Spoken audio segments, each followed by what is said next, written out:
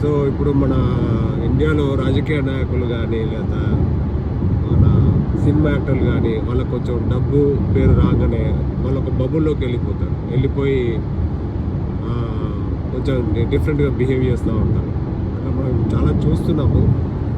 ఇప్పుడు ఏంటంటే ఒక సినిమా ఫ్లాప్ అయితే మళ్ళీ వాళ్ళు కమ్ డౌన్.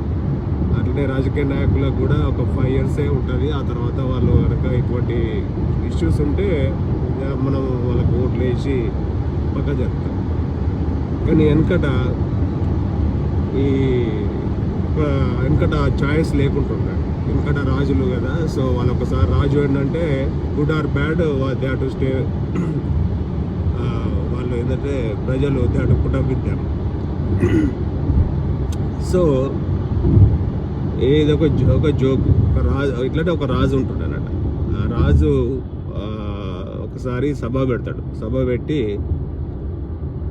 అందరినీ పిలిస్తే మంత్రి ఉంటాడు కదా, మెయిన్ మంత్రి, ఆయన అడుగుతాడట రాజు, మంత్రి గారు మరి అలా ఏంటి విశేషాలు అని అడుగుతాడట. అంటే రాజుగారు, మన హిమాలయ పర్వతాల నుంచి ఒక ముని వచ్చిండు, మనం ఆయన దగ్గర బ్లెస్సింగ్స్ తీసుకోవాలి. మీరు ఆయనకు సత్కరించి బ్లెస్సింగ్స్ తీసుకుంటే,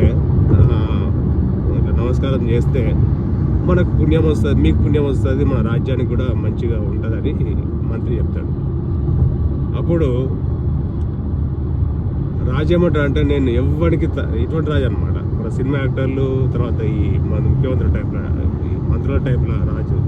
ఆయన ఏమంటాడు, నేను ఎవ్వరికి తల వంచను, నేను వంచేది ఒకడికి అంటాడు. మంత్రి గారు ఉండి, రాజుగారు ఎవరా అతను, మీరు అనే మనిషి ఎవరు అని అడుగుతాడు. అంటే మంగళోనికి అని అంటాడు రాజు. నేను మంగళోనికి తప్ప ఎవరికి తల వంచా అంటాడు. ఎట్లా ఉంటుంది మరి కొంతమంది రాజులతో. సో జస్ట్ ఒక